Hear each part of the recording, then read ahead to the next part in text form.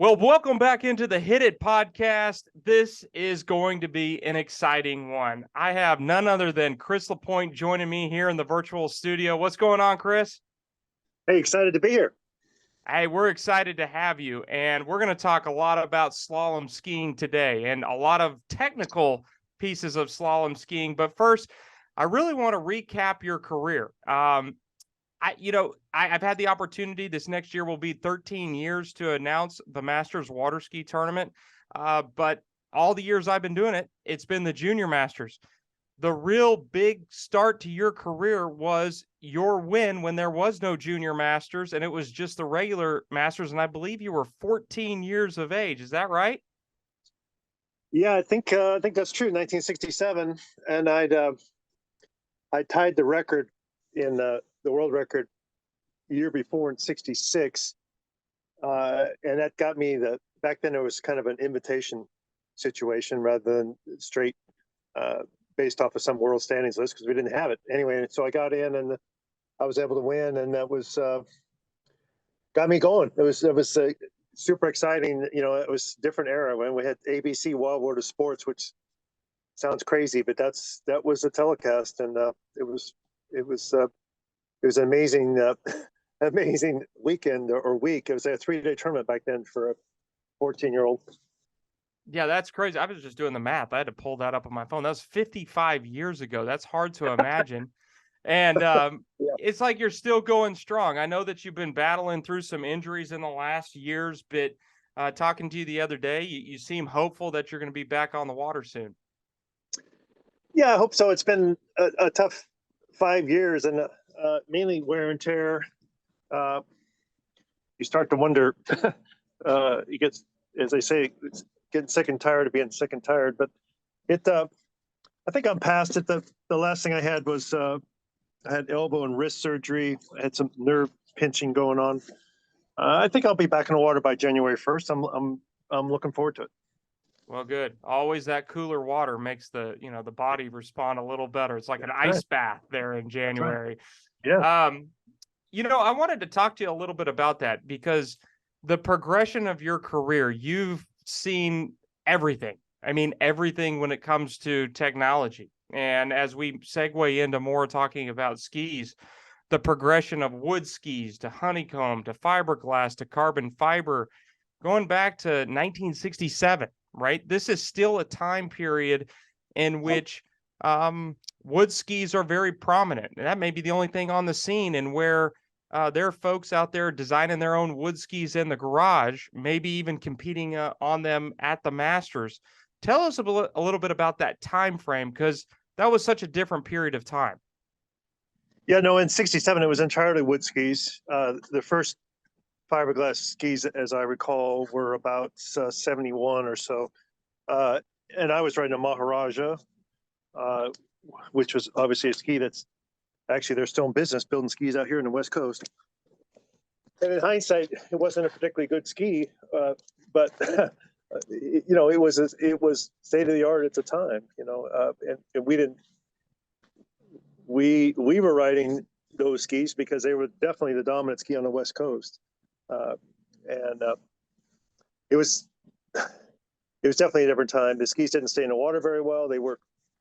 That particular ski was fast because it was wide and particularly back foot back very wide and not much rocker, which is part of the reason why I didn't stay in the water very well.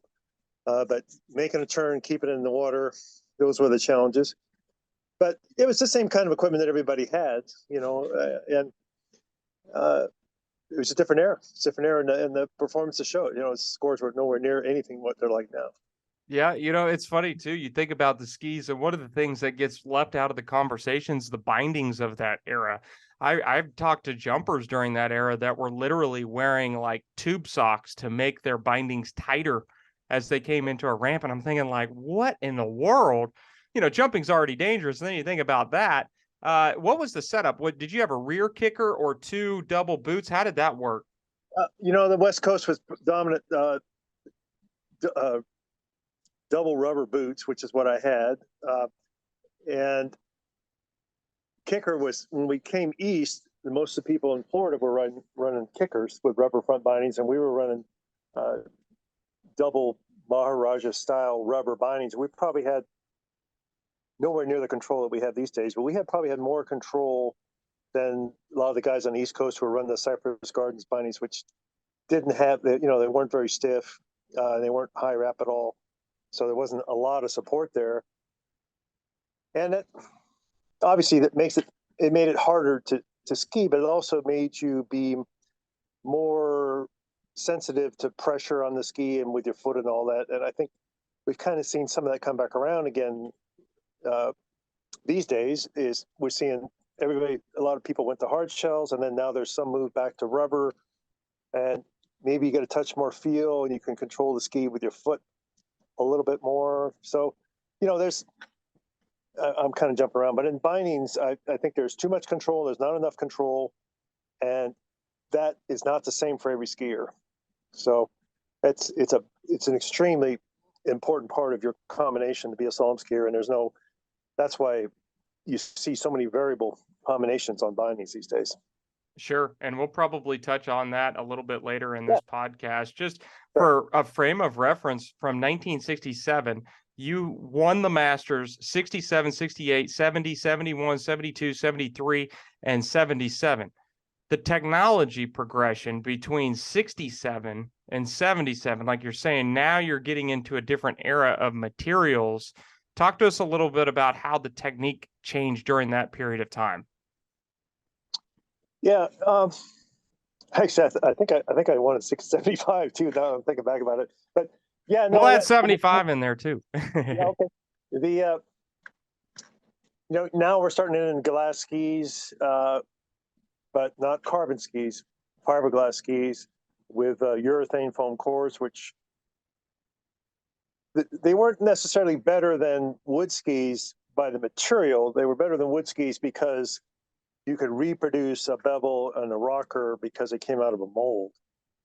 The energy transfer that we get from carbon and high density foam these days is extremely better than the earlier fiberglass skis, which I think the energy transfer was probably similar to wood skis. But you got duplication. If you took two skis out of the mold, they had a similar feel. They had the same bevel package. There were some variations in rocker, but that really helped the sport because you could reproduce something that you'd skied on.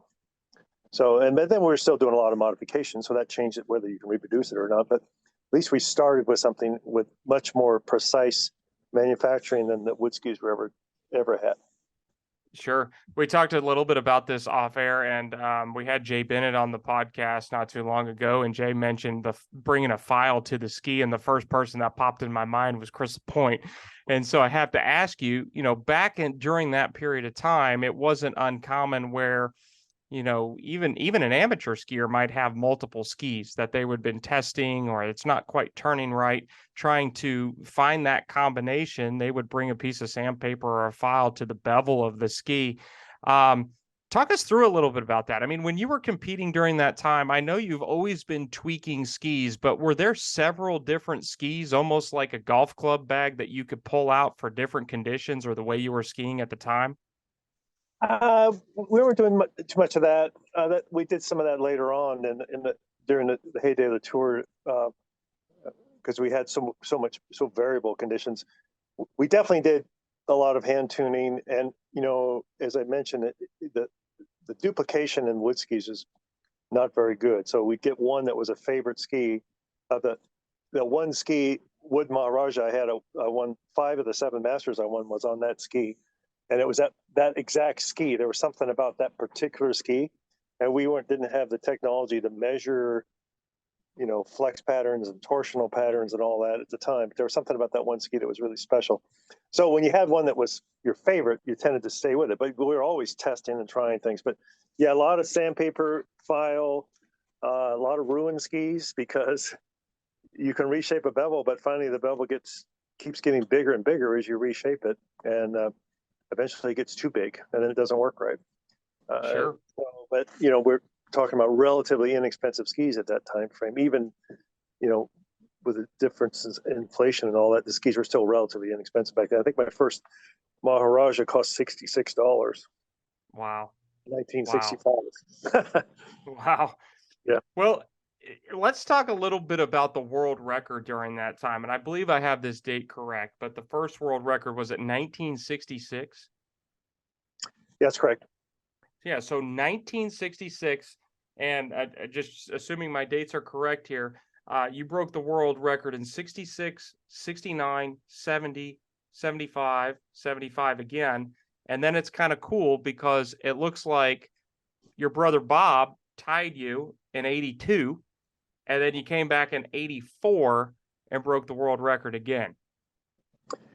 Yeah, I remember the first one and the last one. That, like most things, the first one was in a tournament in Mission Bay in San Diego, and I beat Leroy Burnett, who had won the Masters that year, which was '66. And the week after the Masters, we were there was my age bracket wasn't competed, didn't have it at my age bracket that tournament, so I had which was junior boys, so I had to ski in boys against him, and I ended up beating him, and he was the Masters champ, and that's what got me into next year's Masters.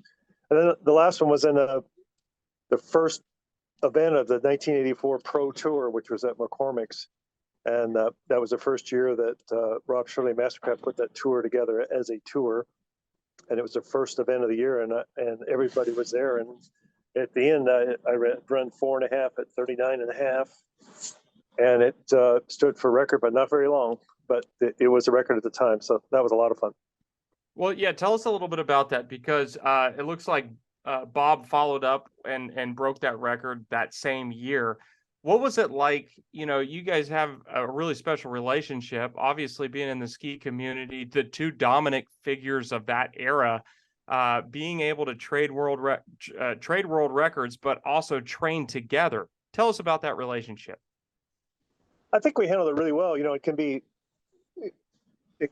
detrimental. In our case, I think it kept us focused, and it made we weren't like competing every day, but we knew what the other guy had done, right, in practice. So kept you focused and trying to get a score every day when you went out. I think that's a positive thing. I talked to some of the current pros about training with their competitors here the last 10 years or so, and they're like, oh, why would we want to do that? And they're going to get all my secrets. And I go, I don't have to get on. I think it's good training. And now quite a few of them are training together, more so than they have in a long time, I believe. I think that's a positive thing, because again, it keeps you focused, and it kind of keeps your pulse on what your competitors are doing, or at least some of your competitors. And I think it's good. I really do.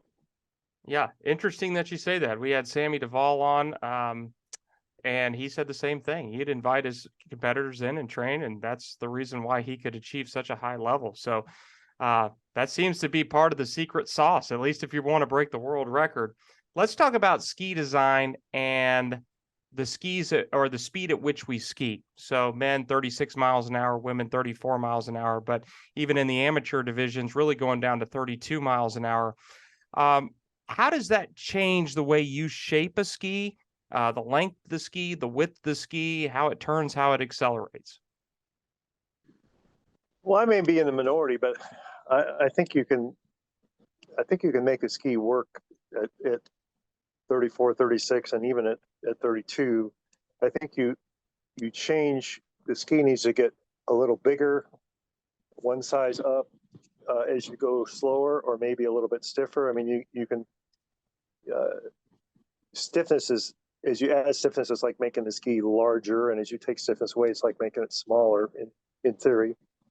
So I think you can make, if it's a good design, I think you can make it work at both speeds. I've had quite a few skiers transitioning to 32 here the last 4 or 5 years, and we're able to run the same design.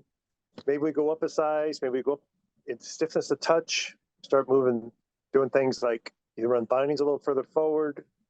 As the speed goes down, maybe you got some different fin settings. But I think you can make it work. I really do. Again, I may be in the minority about that, but I think you you can make that happen. I really do. I really do.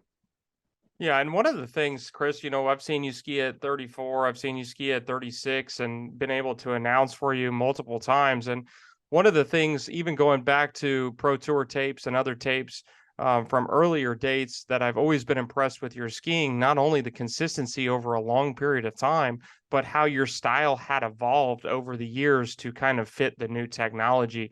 You're one of the very few people out there still skiing today that literally has been through every generation, whether we're talking about generations of engines or skis, cruise control. And as well as anybody else, back skiing in the early 90s is a totally different game than where we're at today. What have you done with your techniques to adjust over the years?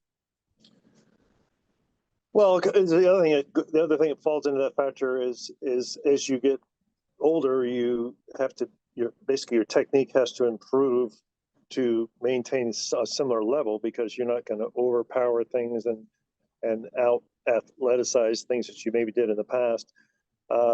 Also, especially with the advent of zero off the current speed control, you're not going to overpower it as a skier. It's the other way around. It's going to overpower you, and you have to become way more efficient in your body positions than that to take advantage of it. And if you try and overpower it, you're not going to go anywhere, and you're going to be a pass off what you could run on perfect pass, and probably a pass and a half than what you could run on manual driving. So I've heard a lot of people say, well, I'm not going to ski anymore because this, new speed control is no good, or whatever. But to me, that's part of the challenge that I've enjoyed is adjusting as equipment has changed, and adjusting as the boats and the speed controls have changed. It's a constant challenge. And I mean, we don't all. I enjoy competing in tournaments against other skiers. Some people don't. That's fine too. But the challenge of making a new ski work, or learning how to ski with a new speed control, or taking advantage of carbon fiber skis that ski completely different than what someone learned on. That's a challenge that I think people need to embrace, rather than be scared of, or be afraid of, or let their ego get in the way of. Because I think what happened, and there's the advances in equipment, and then there's also how we learned, and how I learned, somewhat unfortunately, I think, is, as I mentioned, on a ski that was relatively flat, very wide in the back, very sharp bevels, very little rocker, and it wouldn't stay in the water, and it had a narrow front. So if you rode the middle of the ski coming in the buoy, it would stop and you do a front flip. So you had to learn how to stay back, and as soon as it started to turn, you had to move back further to keep it in the water. And that was what you had to do to ride those skis. And I skied very competitively on those skis, and that's good. But now those things that I learned as a young skier are completely opposite of what you need to do today. So I make the analogy that you learn your technique in the first 3 or 4 years you ski, and then you spend the rest of your life trying to fix everything you learned. That's how I feel.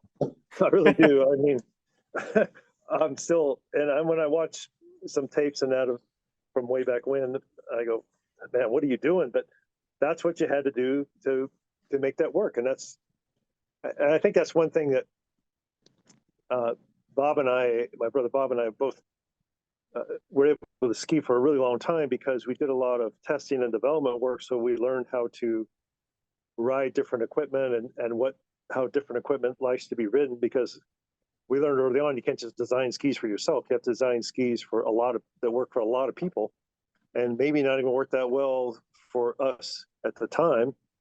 So, but we had to learn to take it to build product that works for people who are skiing today. So it works for them, and they want to buy it. So we learned I guess what I'm trying to say is learn how to be very adaptable early on, and it helps you stay in the sport and still be able to do something with the current technique and the current boats and the current skis. I make one quote to my brother. He said, well, when you try a new ski, by the time you get to the fourth buoy in the first pass, you should know what it's going to do, and you should be good to go from there. There you go. There you go. That's good advice. So might disagree with that, but that's kind of what I'm talking about. Is you learn how, okay, you're feeling what the ski likes, and you go, okay, this is what this wants, and I'm gonna do my best to do that. It may not be your favorite technique or your natural technique, but you do it in the short term at least to say, okay, this is what the ski likes, and maybe if I change this a little bit or something, it could be a little more forgiving for other the way other people ride it. So Sure. that's part of it. I think that's part of how we've been able to stay involved in sport for a really long time. That's awesome. And what's amazing about your career, you've been a competitor the whole way. I mean, decades of just competing and competing. And as a competitor, I wanted to get your perspective on this because if you look at the generations, through the 70s, 80s, even 90s, there's a lot of movement from the athlete on the ski to make it do certain things at times. Over Yes. the years, due to technology and other reasons and circumstances, it seems like slalom skiing, as far as an athletic movement, has become much more still, which still requires a tremendous amount of body strength to be very still and over the top of the ski. One of the things that I have noticed, though, and I've putting the competitor hat on, is you never know what the conditions are going to be on a particular day. And sometimes when you're trying to remain still or over the top of the ski to do technically everything right, you can run into a circumstance in which you do need to get all over your skis just to save the next buoy or to save the pass or to continue on. I was wondering, when you look back on it, your consistency, I think, probably has a little bit to do with just all the variables that you went over throughout your career. Where some of the newer generation, not so much, right? Like maybe they learn great technique 3 or 4 years in, very still over the ski, but they go to adverse conditions, not really knowing how to deal with it. Have you made that observation? I just wanted your take. No, I think there's something to that. And then the way that the tour was in the, luckily I was able to participate in the heyday of the tour. Obviously, I was past my peak, but I was still participating. And we're talking, 20 events a year. And what stood out in those events, and a lot of times the conditions were not very good. And 90% of the time there was no practice, and there was nobody got it was a new site and nobody got to ride it. So you show up on a Friday morning at 7:30 in the morning, and nobody's ever skied on the course before, and you had to go out and get a score so you could advance to the next round. Right? And that was the test. And so you got to stay on top of the ski, and you got to get as many buoys as you can, right? And some of those conditions were not very good. So that doing a lot of testing helped that, and then the tour in those conditions and those sites that we'd never seen before, that helped. But I think standing on the ski really efficiently and being super efficient cross course, like the best guys and gals are doing today, is the way to ski. And because they're so efficient, they can deal with adverse conditions pretty well. I mean, it may throw them off mentally, but their efficiency lets them deal with adverse conditions. So, I mean, I think that, the top 20 skiers, men and women, can still ski in some terrible conditions and get scores. But there's something in what you said. But they're as you become more efficient standing on the ski and more balanced, you can actually deal with more things. Yeah, really, really like that perspective. Yeah. And it's just kind of an observation over the years of just watching the technique evolve. And I feel like I'm in that same boat. I wish I could start all over and learn how to ski.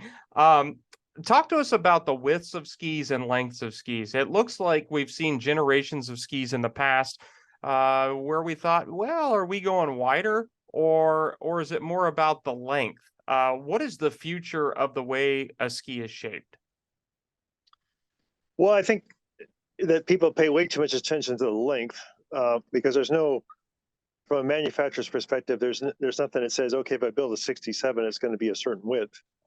You can build a really wide 67 or a really narrow 67. And I think that people migrate to the length issue because that's something they can see, and it says on there it's a 67 or a 66. And but it kind of pet peeve me when I get to somebody that says, "Well, I've never known to ride a 67. I always ride 66s," and I go, "Well, let's pay a little more attention to how wide it is and how much flotation it has, and how deep the concave is, and how much bevel it has, and all those things that determine speed and how high it sits in the water or how deep it sits in the water, and whether it'll turn or not, rather than how long it is." I think generally the last 7 or 8 years we're seeing a little more width in skis, but the my ski is one of the wider ones. But as you make a ski wider, you have to counteract that with something that makes it sit in the water correctly. And in my case, I'm a little deeper concave, maybe a little different bevel angle, a little more rocker. So consumers and athletes always want to focus on one thing, whether it's length or how wide it is or what kind of concave it is. It's all about a combination and how all those factors, which are all very important, how they all fit together. There's no one ski out there that has a completely unique bevel or completely unique concave, but it's the sum of all those pieces and how they fit together with the flex pattern and torsion pattern and the thickness of the ski. All those things end up giving you the net feel, and whether it's a match or it's not a match, but it's all those factors, not just one. Yeah, no, I really like the way you said that and sum that up. I mean, even for myself, I think, well, I'm 6 foot tall. I need to go out and get a 67, 68-inch ski. But what you're telling me is, no, I've got to be paying attention to the buoyancy, the width, the concave, all those things play a factor. And I really wanted to touch on that, on the weight of a ski, because that's not something I think we really know a lot about. We obviously know that some are lighter and some are heavier than others. But not necessarily the lightest ski is going to be the best ski if, like you say, the combination is not right. What are you looking for in a weight of a ski when you build them? Well, I think this is a misnomer also, because the difference between a heavy ski and a light ski is probably about 2 pounds in today's marketplace. My skis are running right just under 3 pounds without a fin, and probably the heaviest ski on the market is maybe 4.5 pounds, maybe 5 pounds. When you're trying to accelerate from one side of the course to the other, you have to move your mass and the mass of your ski vest and your bindings and the ski.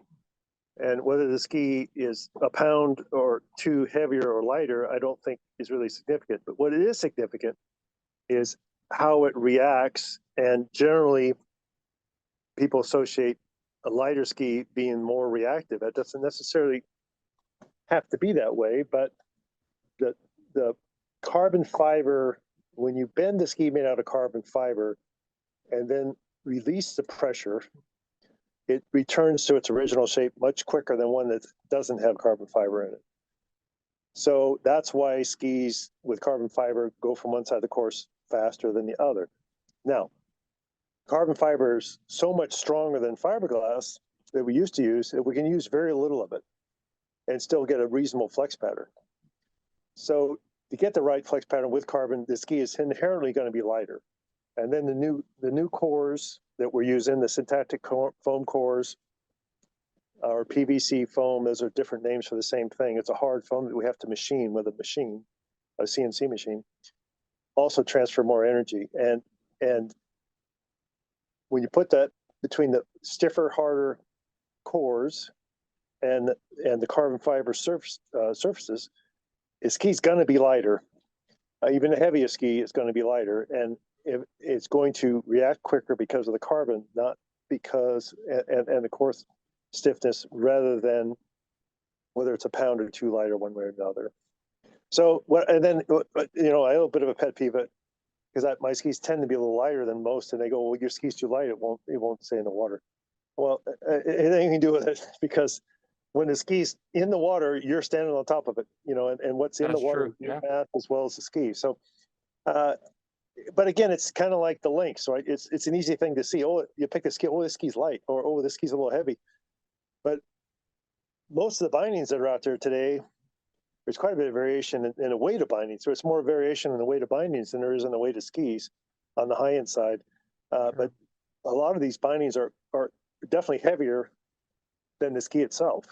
So I think weight's is really kind of a non-factor. It's more of an indicator of how the ski's built, but it doesn't relate to whether it's going to be a good ski for you or not. Sure. And just going back to that misnomer about the weight of the ski, I wanted to get your perspective because I think one that has been out there for a long time is the lighter the ski, um, the worse it's going to ski in choppy water. Is that kind of along the same lines? No, it's the same thing. That's what I'm saying. Is the perception is, well, if it's light, then it's going to be affected by waves. So again, the ski is as it goes through the water is the ski's mass and your mass, and whether it's a pound or two lighter or heavier doesn't really change anything. If you have less carbon fiber, maybe you've got a blend, or and then your ski starts to get heavier, then it's less reactive. It's not going to go across course quite as well. It doesn't. Again, it still doesn't mean it's going to stay in the water any better. Yep. And I really like the way you talked about bindings too, because whether you're skiing on a hard shell, two hard shell boots, or rubber boots, or a rear kicker, all of that plays into the factor of the weight as well, as along with your own body mass. I was going to ask you, we've seen the innovation between wood, honeycomb, fiberglass, carbon fiber. Is there any other materials out there that look promising that could give a better result than carbon fiber? No, I don't. I don't believe so. I don't believe so. If you look at other sporting good equipment that are looking for deflection and reaction, so golf clubs, tennis rackets. I'm assuming hockey sticks are the same way, but I know for a fact that golf clubs and golf clubs and tennis rackets are carbon fiber. It gives you the highest strength with the lowest weight. And the most reactive to, put energy into it by bending it, deflecting it, hitting a ball with it, whatever, and then return that energy that you put into it by how you moved it to create motion of the ball moving across the court, or the golf ball moving down the course, or ski moving to the other side of the lake. So there's other materials out there I'm not aware of. I mean, there may be, but I mean, carbon fibers and airplanes and everything else. It's a pretty amazing product. Let me ask you, and this one's kind of out of left field as far as ski design, as far as molds are concerned. Is there any innovation that you can foresee in 3D printing that could give you an advantage that you can't do when you're laying up a ski now? Well, I think the problem with 3D printing is the materials are getting better. They didn't have much strength to start with. I think for using things for accessories such as maybe a part on a binding or something that there's maybe a good place for that. The advantage is that the tooling costs are insignificant with 3D printing. Basically, it could be no tooling costs at all. But to get the energy return that we get out of a carbon fiber part, from what I understand and what I read and what I've talked to some engineers about, there's just no way. And part of what the way carbon fiber works is the length of the fiber. The longer the fiber is, the more energy it returns. So for the most part, the fibers in a competitive water ski go lengthwise from the tip to the tail. So they're 67 inches long. The fibers in the bundles that make up the material. So that's a long piece of carbon you're trying to stretch or compress. Whereas if you were to chop it up and put it into a 3D printing material, there would be no long fiber in there, right? It'd be little bits and pieces. Now, right, as far as I know right now, they're not doing 3D printing with anything with carbon fiber. But if they did, it would be little bits, and it would be nowhere near have the ability to transfer energy like as a piece of carbon cloth does. Very interesting. Very interesting. I never really thought about that carbon fiber going from tip to tail. Yes. Here's a question. This is just, I guess, a case study. Someone comes to you, they want to learn how to ski, and they're going to be dedicated for the next 3 years, learn the proper technique and everything. Do you put them on a hard shell binding, or do you put them on a rubber binding? I thought you were going to say rear heel or not, but well, we could talk about that too. I mean, if they're just getting entry level in the ski, I think some kind of rubber binding is fine. And I believe, let me back up a little bit. I believe that the hard shell release with a spring release, whether it's reflex or HO or a good with that same style release, is the safest binding that's out there. I believe that's the safest binding. You can still injure yourself, but the injuries tend to be quite a bit smaller. I think that the high wrap rubber binding, you kind of have the best feel for what's going on. And, you know, a couple of our best skiers, the obvious one, it would be Nate Smith and Andy Mappel in his heyday, were both rubber binding proponents. You get the best feel for what's happening. A little bit more dangerous because you come halfway out and you can fall. But there's been some movement, you know, in hard shells basically came out in the early 90s. And when you go to Europe in 2000, 70% of the people in Europe were running hard shells and 20% of the people in the States are running them. And now it's probably 70%, 80% in the States are running them and 90% in Europe. Again, it is the safest, it does last the longest. But I think probably just getting started, it started as rubber and then you want to evolve to your binding package relatively soon because changing bindings is more difficult than changing skis from my perspective. And probably the bigger question is, do you go kicker in the back or do you go rear heel? I think it's pretty clear right now. If you're learning, I would probably go kicker. We didn't learn that way. And I've made a couple attempts to go back there. And I spent one season doing that. And now I've got something kind of halfway in between. We've got a little bit of a heel cup. So it's a kicker, a little bit, just like a 2-inch high heel cup. So I know where I am, but I have the ability to move my foot around some. I think overall that's your best combination for most people. It also depends on, I'm rambling a bit here, but if you're rear foot dominant, you're more likely to run a rear binding with a heel on it. If you're balanced over your front foot, you're more likely to run a kicker. Balanced over your front foot is if you're learning from scratch or you could pick your exact style, I would go balanced over the front foot and I'd run a kicker. Okay, there it is. Well, Kris, I wanted to ask you this question. I mean, over a career that's expanded for a long period of time, when you look back, I mean, this is going to be a tough question. What is maybe the best win you've ever had or your favorite memory? Well, I think your early and your late things tend to stand out. I mean, when I went to the Masters at 14-1, that was a spectacular feeling. I won my last full pro tournament in '92 in the same site in San Diego where I set the world record, and I beat Andy in the final. That stood out, right? It really did.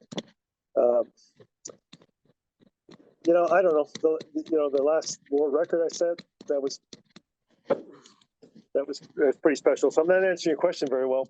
Well, I figured there would be a bunch of them. It's a tough question. Yeah. You know, it's hard. I think that sometimes I'll use the word, for lack of a better term, being relevant in the sport for as long as I have been it may be my biggest accomplishment. I mean, I think a lot of people would say, hey, once you're past your prime, you stuck around the sport too long and you should have got out and retired. A lot of people did. And I respect that. In my case, I prefer to stay involved and compete. And even if I wasn't in a position to win, I stayed in the tour for a long time and actually won a couple when I shouldn't have because I'm in the right place at the right time. but I always enjoyed competing, and I always enjoyed trying to learn to get better. And I think that's why I stayed involved for so long. I think that's probably, if I had to say one thing, is that I was relevant for, I guess I set my record when I was 13, and I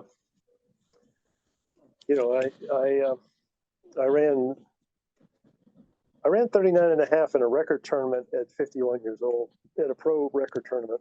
That was the last time I ran 39 at 36. And so that's a long time.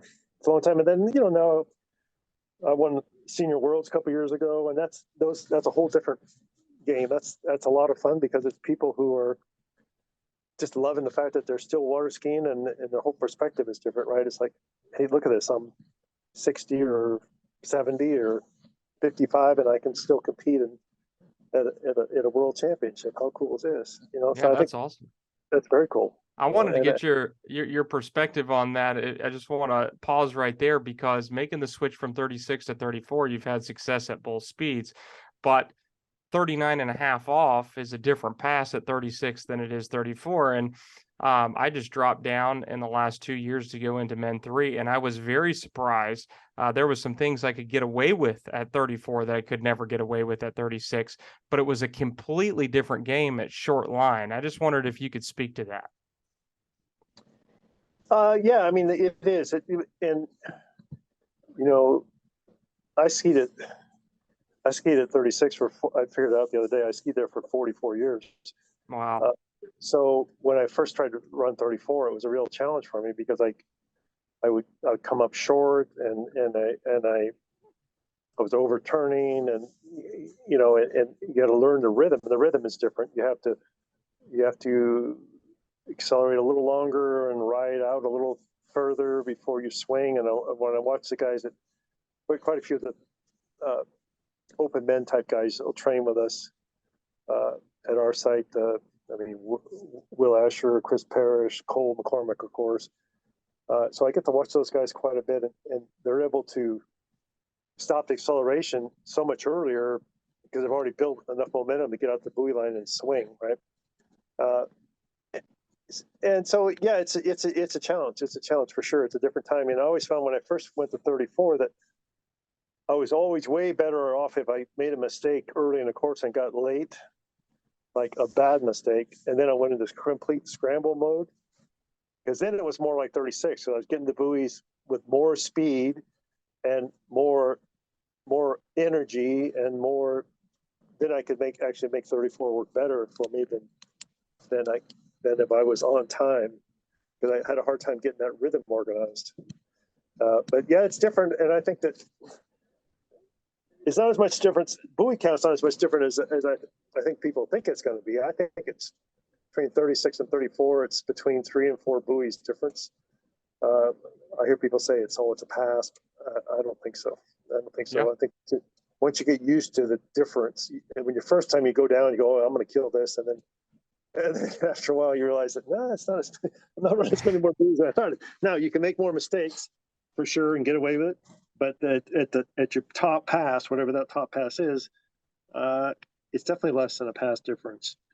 And I did a lot when I was doing both for quite a while.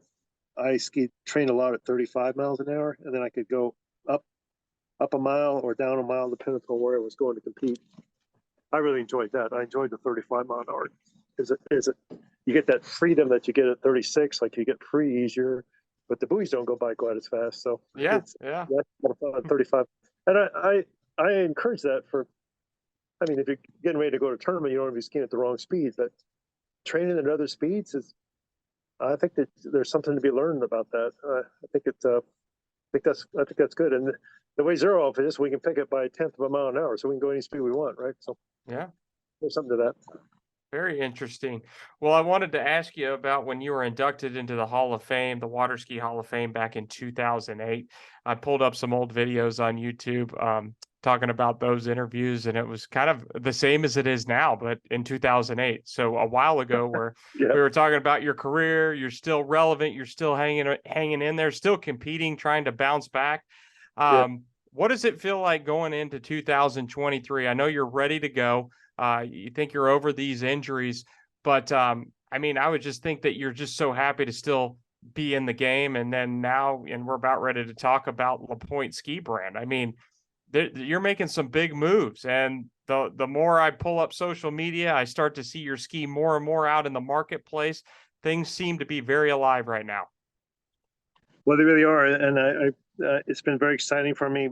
And I think that the way I'm looking at that is, I want to compete, and if I'm competitive, that's great. And uh, if I'm not competitive in my group, I might ski less in tournaments. But I don't know whether my ego can handle that or not. But I want to always train, because the best way to develop product is to ride it, and then watch other people ride it, and then ride it myself and make a change and see what I feel, and then have other people ride it. And so I need to stay on the water to do the best job, to build the best product for people riding my skis. So that's my intention. I'm going to be, I hate to say the word, but I'm going to be 70 in January.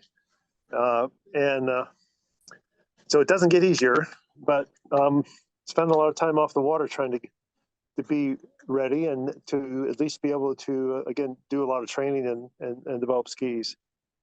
Well, that's incredible, Chris. Well, I'm definitely going to be cheering for you going into this next year, and I hope you're healed up. I was on your website earlier. The LaPoint Ski Brand is out there. Bunch of skiers out there skiing on them. I wanted to give you a handoff to where people could find you, find your ski, maybe even come ski with you. Yeah, sure. I mean, our website is lapointskis.com. So that's not too hard to remember. And our ski lake is called LaPoint Ski Park. We don't have a lot of imaginative named names. And we're in Orlando, and we're a club, and we do some training with athletes. And my best case scenario is somebody's interested in a ski, to have them come to me and let me watch and get you on the water for 2 or 3 sets. And then we're going to know right away whether my ski is a match for that skier or not. And my success rate is way better if I can see them. And I've got like 3 or 4 different combinations that I have, depending upon how somebody stands on a ski. And even when people tell me how they ride a ski, and then when I watch it, it's not always the same. So it's always best if I can get in front of people. I intend to be on the road more this next summer, probably 6 weeks in the U.S. and 6 weeks in Europe, and going around and doing some clinics, but mainly trying to get out in front of people and let people give the ski a shot, and again, see whether it's a match, because that's what it's about. There's no best ski for every skier out there. It's, you got to find a ski that works for you, with a tune-up on that ski that works for you. And I've had obviously a fair amount of experience making a ski, optimizing a ski for an individual. And if it's not the right set, not the right ski, or not a good match, it's not a good match. But if I got 2 or 3 sets, I can get to a place that's really close to somebody, and they can just say, yeah, that's going to work for me, or no, it's not, and that's all good. Well, I wanted to tell our listeners it's been a long time since I've had the opportunity to ski with you, but everything you're saying is absolutely true. It's amazing that you can ride in the boat, watch somebody ski, go back, maybe even tinker with the fin, and now that you have your own ski, to see that combination, Chris, that's so exciting, and we're going to be cheering for you. So I'm going to encourage our listeners, hopefully, not only to check out the ski, but to get somewhere where you're having a clinic, or even down to Orlando to go ski with you. And I think they would be super stoked to do it. And we're so excited that you were able to join us on the podcast today, and we'll have to do this again. All right, Evie. I really appreciate you always do such a nice job with your announcing and this interview format, and makes it very easy, and everybody enjoys it.